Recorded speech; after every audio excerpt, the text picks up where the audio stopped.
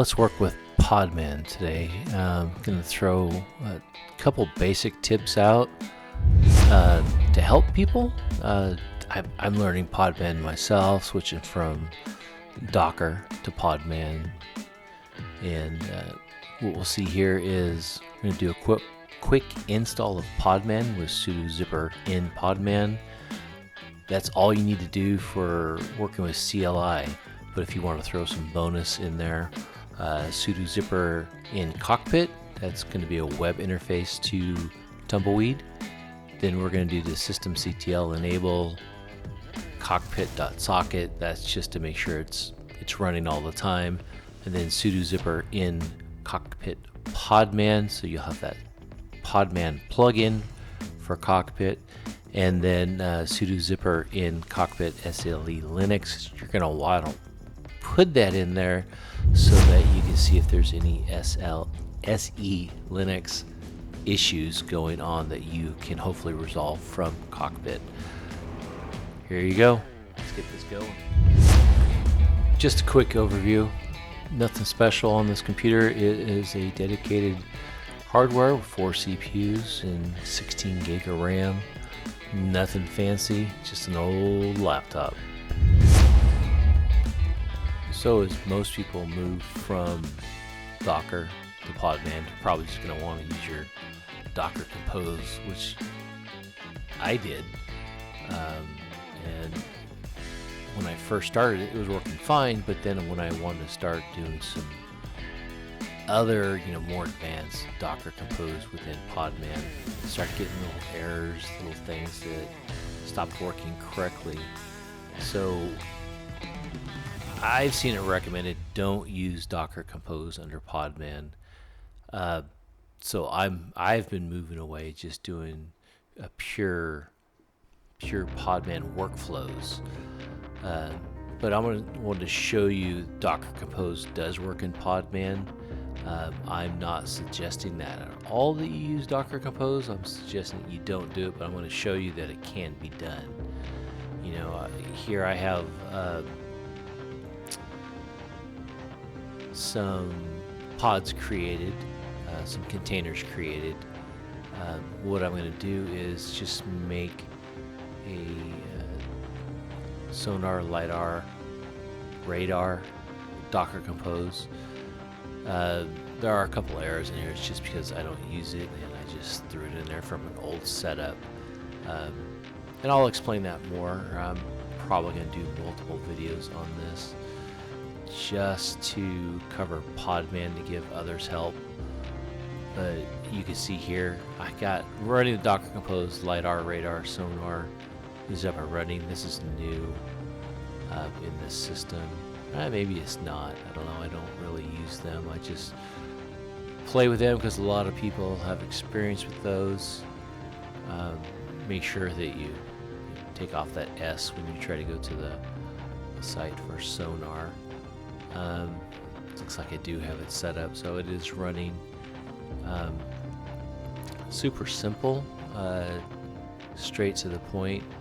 But again, I suggest not doing Docker Compose. This interface for Podman is really nice. Through Cockpit, it is showing you all your basic information, running healthy, CPU usage, who the owner is.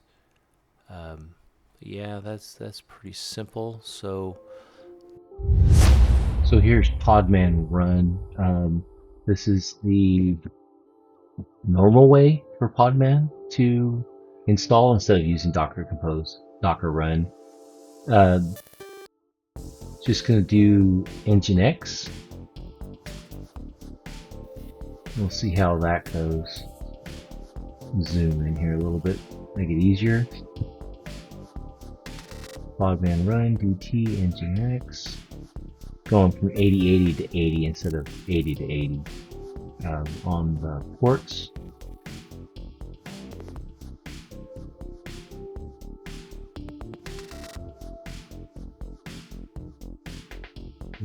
Here we can see it is installed, and this is another computer. so it's not having everything else in my old computer on it. So I actually don't use Nginx. So something new. We'll see if it works. See if it comes up.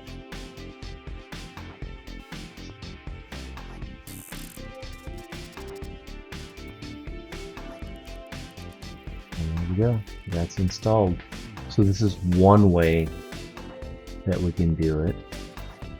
One way that we can install. I'm just going to stop Nginx.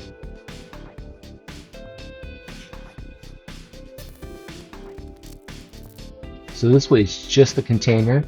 So the next way I'm going to do it with a pod. And I'm not sure people understand what pods are. Pods are a way of grouping everything together. And here we go, creating a pod with the ports at the end. And it's called web-pod is the pod name. Now I'm going to create the container within the pod so that it's isolated in the pod, or it's within the pod. So here we go, you can see that it's in web-pod as the pod, and Nginx is running into that. So the ports are given to the pod, and the pod hands that to whatever you're going to run, if that makes sense. So you shouldn't run containers with the same ports. As you can see, here's a way in systemd you used to be able to run Podman containers, but as you can see, this is now depreciated. So yeah, you have to use Quadlets if you want to do systemd. So that's the way to go, not under containers. So for having containers with changing ports and then going to pods with different in a pod, I'm not sure exactly how that handles, but I've tried it a few times and it's failed. So I usually have to create different pods for different containers that use the same ports. It's a mouthful. So what pods are for in Podman? Podman uses the pods to group and manage multiple related containers as a single deployable unit. So basically you can put all your R together, you know, the radar, sonar, LiDAR, put those all in the same pod. They don't use the same ports, and they interact. So that is a basic setup for pods and containers in pods. Probably going to do break this into multiple videos. I think this is just about 8 minutes probably. So we'll see you on the next one. And I'm going to dive into Quadlets. All right. Thank you for watching. Have a good day. Tell me it's not over.